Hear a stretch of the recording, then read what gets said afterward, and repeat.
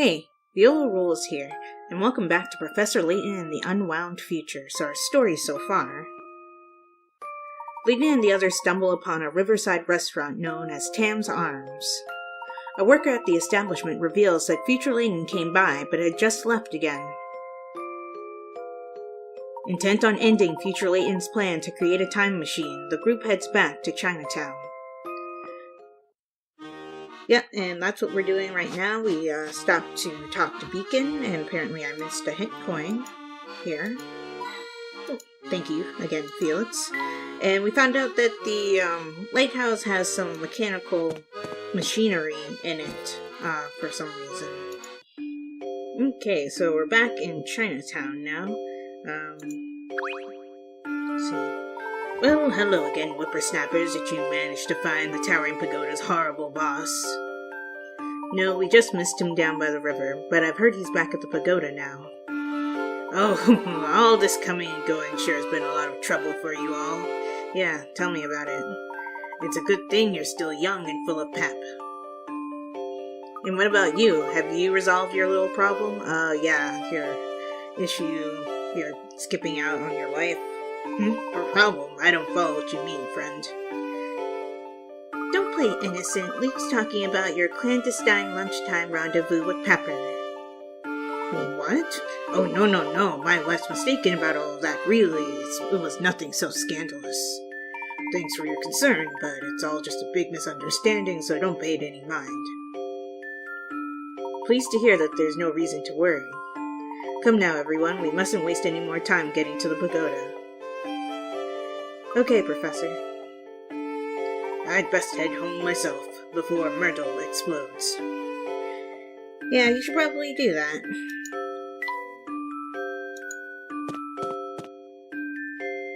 Okay. Oh, wait. No, don't go anywhere yet. Becky's no longer here, and there's a hint coin here. Thanks to Felix telling me about that earlier. Okay, cool. So I can finally do that, and I don't think there are any more hit coins on the screen, so let's talk to you. Back again, I see. We heard that Mr. Layton had returned. That's true. That being the case, I assume you'll let us through this gate? Fine, I have no objections. Well, that's not entirely true. There's one minor issue left. When the boss got back, he told me not to let anyone through the gate without solving this puzzle first. Okay, let's do it. Oh, 86. Impassable gate at 60. No one has ever solved the impassable gate. Give it a try if you dare. If you make it to the top, I'll let you pass. Oh, that was said by him. Slide Professor Layton and Luke into the top square to solve this puzzle. Okay, so it's another one of these ones where they track how many moves it takes you and everything. Maybe I'm moving the orange piece too far down. Yeah, I should do it like that.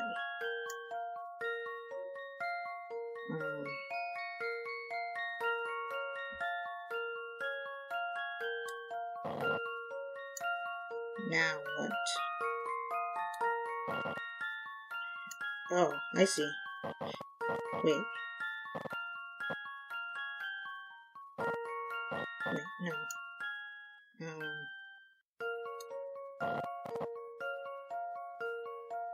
No, I feel like that would cause me to get stuck. So what do I do from here?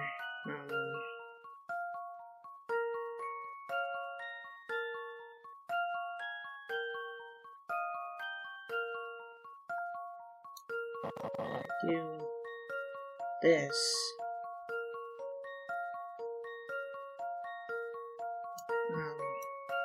Do I then go like that?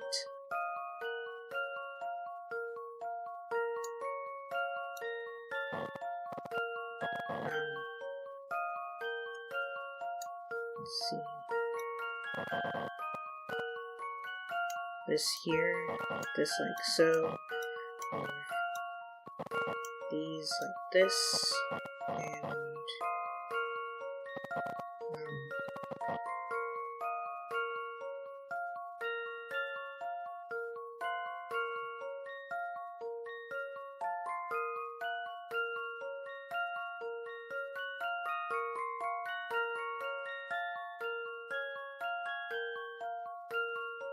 So I'm gonna put this back where it was. Oh, move this down here. Then move this. No. Oh.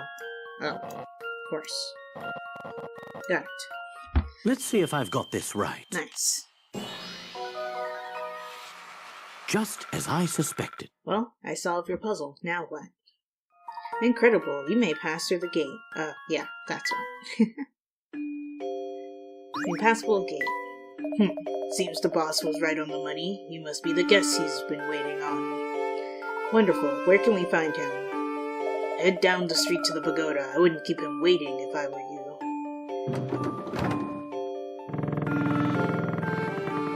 Oh, does this actually... Okay, it doesn't progress the story. Okay, I'm missing puzzles, so he's gonna have to wait while I go and find them. So... be right back. Hello. You weren't here before. Oh wait, yes you were. I remember you. Books are sustenance for the soul. Have you discovered the value of the written word, boy? Of course, I love books. I've read the Sherlock Holmes story at least 12 times. Nice reference to a detective tale. Books are tricky things. Some are enlightenment made physical, while others are just so much paper. Only by reading can one sort the worthwhile from the worthless. I never thought about it that way. Yes, within books sleep 1,000 puzzles. Here's one more. Huh? 83. Shelve the books. 30 picarons. Arrange the 5 books below into the green bookshelf following these rules. No books can go left of the brown book. Only the blue book can touch the brown book. The yellow book goes to the left of the white book. The blue book must touch the purple book. The white book needs to be sandwiched between the yellow book and the purple books and not touch any others. An empty space big enough for one book must be left next to the yellow book. Okay, so let's see. Well, I think first things first, so we're building from the bottom up. Oh, okay. So let's figure out which one goes on the bottom. So... oh, I can rotate them. Good. Okay. It's actually easier this way. Let's put this here. So the yellow book has to go to the left of the white book. But the white book needs to be sandwiched between the yellow and purple books, but not touch any of the others. So let's put this here, and put this here.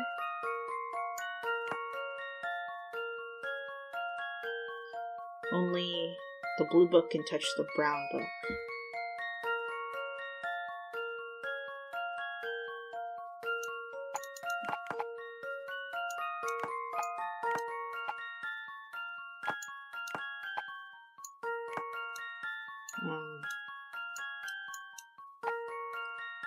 Oh, okay, I see. Restart for a second. I think I have to rotate them, because who stacks books like this? Because look at all the books in the background. They aren't stacked like this.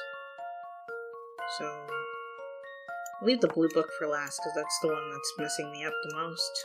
So let's do this. White book has to be sandwiched between the yellow book and the purple book. It's already determined if you try to line them up, there's no empty space between the books. So, and only the blue book can touch the brown book. The only place I can think of to put a book is up here, but as you can see, the brown book would be touching the purple book if it was up there. So I'm going to put that there. That creates this one book space that I need. And I'll put the blue book up here.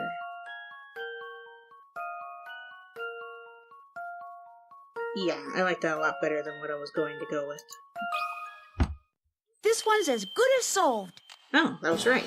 Okay, cool. I knew it! Book smart. Placing the blue book sideways at the top is the key. Paper and ink are mere objects. In time they will rot and vanish. But the ideas and knowledge they contain are eternal, unless they are trashy novels. Aspire to read as many books of real value as possible. What about Sherlock Holmes? Are those books of value? Oh, absolutely. They are the filet mignon of soul sustenance. Yay! Yeah, good for you, Luke. You read something that Misha approves of.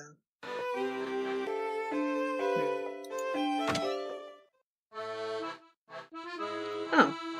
Hey, Barston's in here. Oh, and he has a puzzle for me. Barton, not Barston.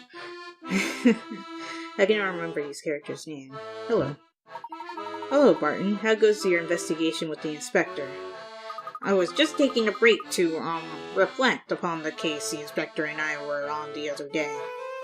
I see. Well, what exactly happened on the case? We had to chase a suspect across the river, but I can't remember how long it took. Okay. Crossing the river, 30 Picarots. 4 police officers are attempting to chase a criminal across a river. However, their boat can only hold 2 people at a time. The first trip across takes 1 minute, but since the rower gets tired, the second crossing takes 2 minutes if the same person rows. The third person takes 3, and so on, getting slower and slower each time the same person rows. In minutes, what is the shortest amount of time it would take the 4 police officers to get across the river? Okay, so let's see. So we have 4 officers. So 2 of them go across. So let's say 1 and 2 go across the river with, let's say 1 is rowing.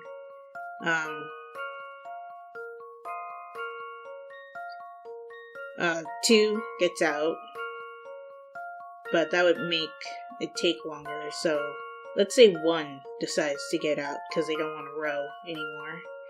Then 2 is the one that rows back. Since they weren't rowing initially, that would be 1 minute and 1 minute. 2 picks up 3. And let's say 2 doesn't want to row again, so they make 3 row back across. That would be another minute of time. 3 dismounts.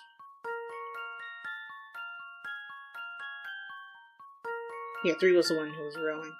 So 3 gets out of the boat, and 2 has to row back. But since they already rowed and they're tired, even though they kind of had a break, it would take 2 minutes. They're back across. 2 picks up 4. 2 makes 4 row back, so that's another minute. It'd be 1, 2, 3, 5, 6 minutes, I think.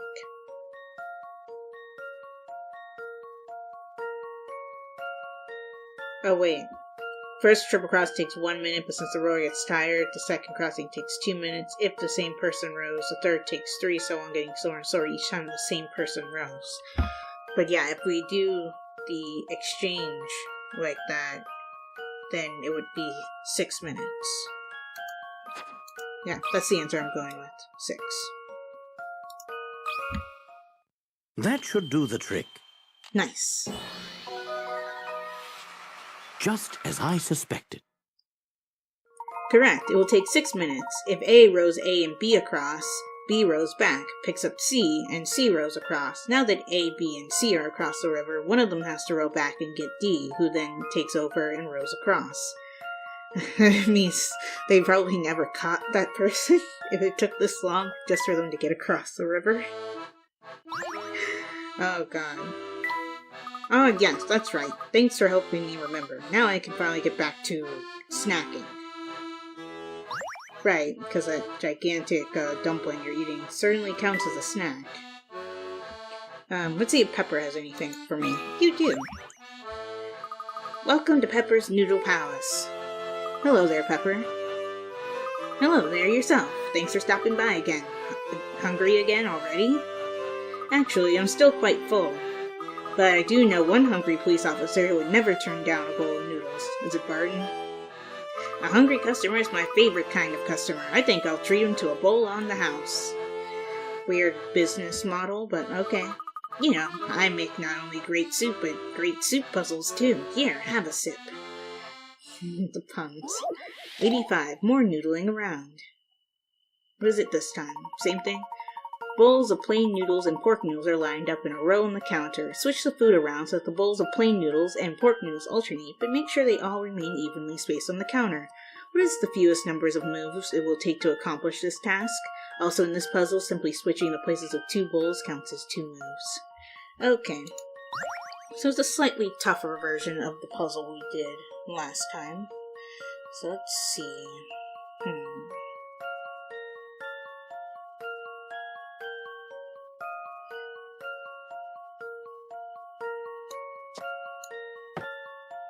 2.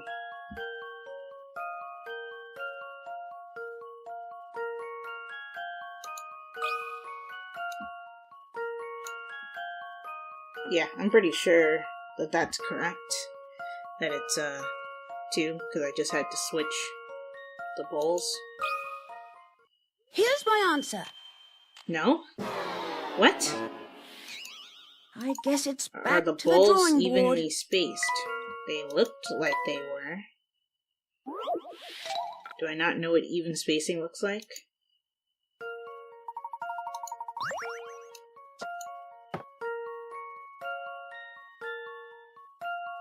I'm very confused. What?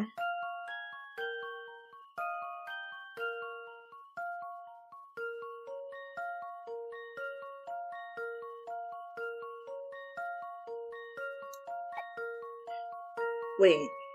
Oh. You didn't tell me that I could move the pork. If I do that, it takes 1 move.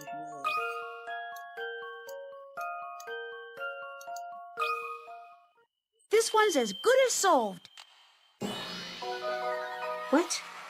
Phew, that's a relief. That's using your noodle. Just move the pork from 1 bowl. I love the art at the top. Like the boss is angry that he's cutting corners like that. But nice work there. Thank you, I think.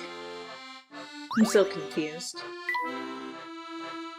It never said that I could move the contents of one of the bowls to another bowl. But anyway, Barton, enjoy your free on the house bowl of soup. I hope you enjoy it.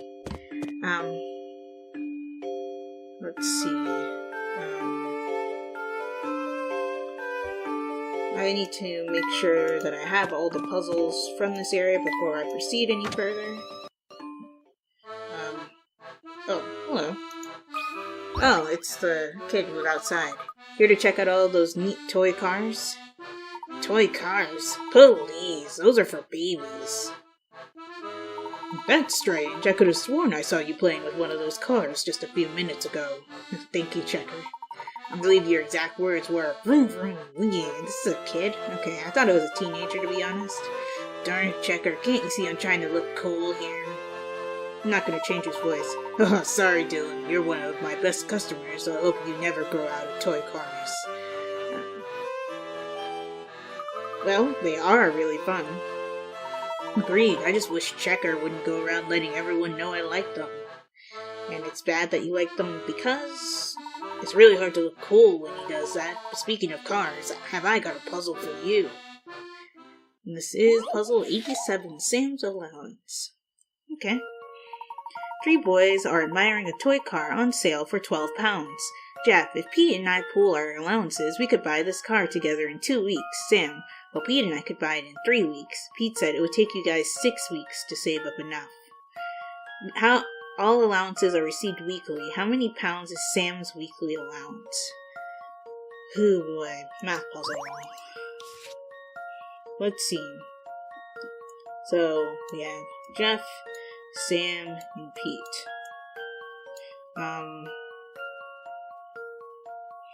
It's £12 says that Jeff says that Pete and Jeff pool their allowances. They could buy it together in 2 weeks.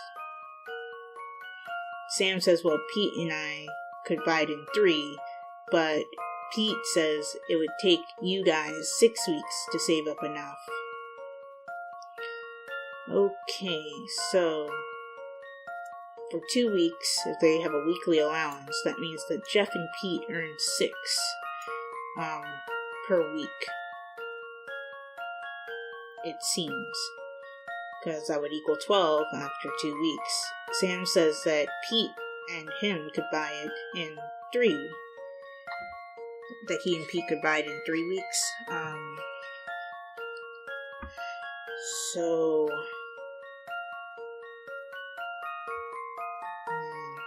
that doesn't seem right.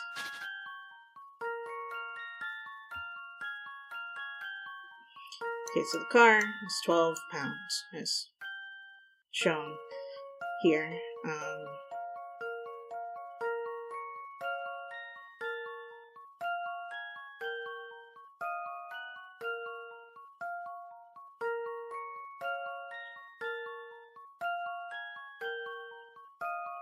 Let's ignore Jeff's statement for a second and only focus on Pete and Sam, since Sam was the one we're trying to find the money for. Sam says Pete and I could buy it in 3 weeks if they pull their allowances. That means they earn on average combined 4 pounds a week.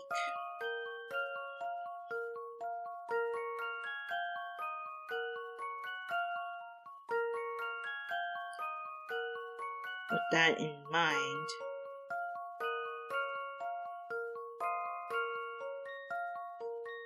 let's say that Sam and Pete both get 2 pounds for their weekly allowance. And Jeff says that him and Pete could get it in 2 weeks, which means they earn on average 6 pounds a week combined.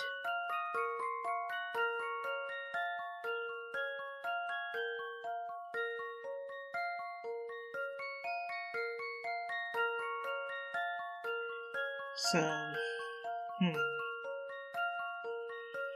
But it would take Sam and Jeff 6 weeks to save up enough, which means that their combined total would be at least 2 pounds per week.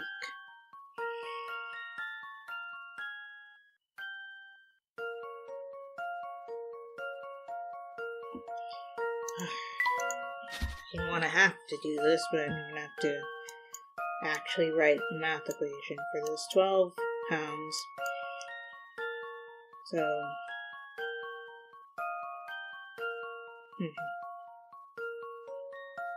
No, it doesn't help me.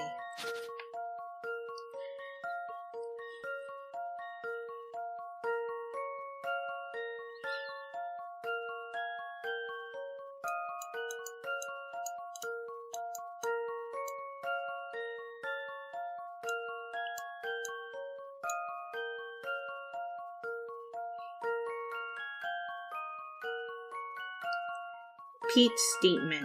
Does that mean it would take them 6 weeks individually to get it?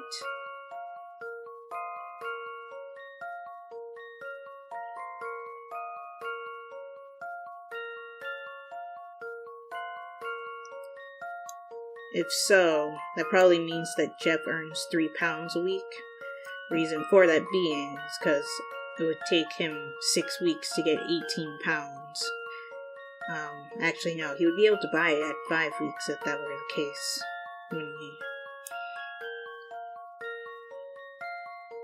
I love math, but I hate these math-related puzzles that are riddles, because they hurt my head.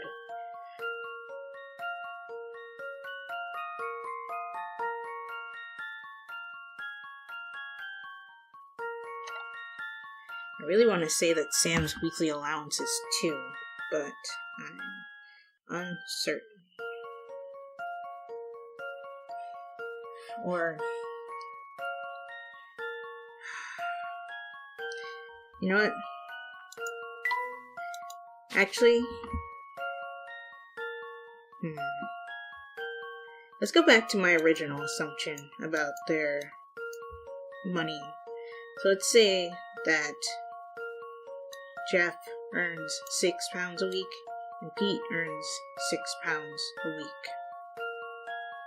In 2 weeks, they would have 12.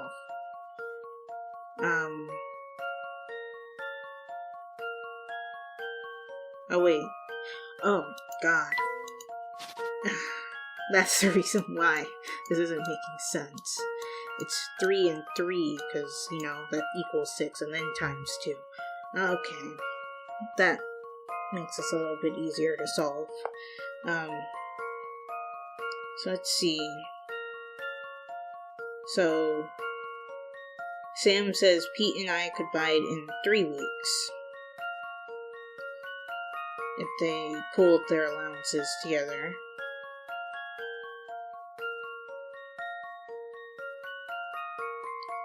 Pete says it would take you guys 6 weeks to save up enough.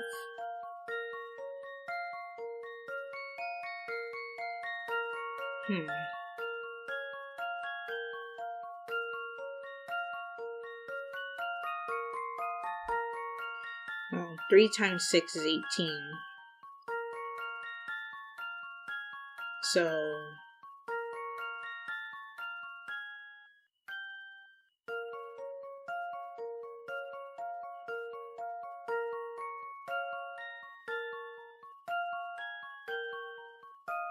I'm very confused. I'm really having a hard time finding out how much Sam gets. Because why would it take so long with Jeff and Sam pooling their money?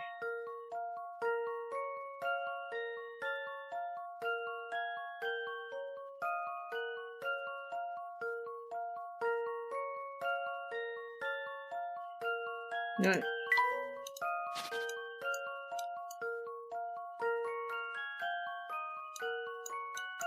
Let's go off of Sam's statement. Pete and I could buy it in 3 weeks. To be able to do that, they would have to earn on average £4 a week. So let's say that Pete earns £4. And let's say that it says Pete and I pooled our allowances, we could buy it. Oh. So Jeff makes £2 a week then. Yeah, that works out. Yeah, and that works out for the last statement. So Sam is that friend that never has money on them. Yet wants you to buy stuff for him, even though he doesn't have money on him. That's why I was struggling, because I was trying to figure out what amount Sam has. He doesn't have anything. Yes, you hit the nail on the head. £0 is correct. Sam doesn't get an allowance. For the record, Jeff gets £2 a week and Pete gets 4. Nice. So does he just not get an allowance because his parents won't give him money, or does he just spend his allowance all the time? I don't know. Way to go there. Now, if you excuse me, I have some stuff I need to take care of. Cool stuff. He's actually just going to polish his cars. Oh, thank you. One moment. Hello? Hey, did you have any evening classes today? No. Oh, okay. I think she said she did. And I said, Yeah, I didn't have orchestra today, so it was done after my morning class. okay, this is an orchestra day. I said, maybe it's that evening class. Okay, good. So you're home safe and everything. Okay. Yeah. Love you. Sorry about it. It's okay. Love you too. Okay. I told you your American Express card, the one that for the new blue one, has come. Now I gotta find mine to match it. As soon as I find mine to match it, call American Express and let them know that we have it. Okay. Then I ordered you a gold one. But I found the one that, remember we were upgrading the whole thing? Yeah. Anyway, so. Okay. And I just gotta search for mine. Okay. Then I can call the American Express people and read the stuff off of them. And off mine, and then yours. When you get yours, you'll let them know. Okay. Okay, I will. But I found yours. Okay. All right, love you. Love you too. Bye.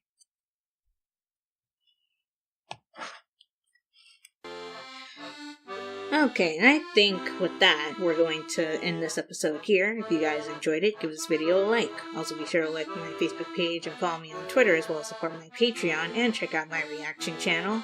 All those links will be in the description below. And subscribe for more. And if you aren't subscribed or you subscribe right now, be sure to hit that bell icon so you get notified when I upload videos. This is Viola Rules, signing off. Talk to you later.